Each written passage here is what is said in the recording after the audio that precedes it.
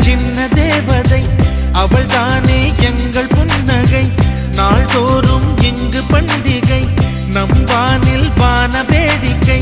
இதுபோல சொந்தம் தந்ததா இறைவா, நன்றி சொல்கிறோம். உனக்கேதும்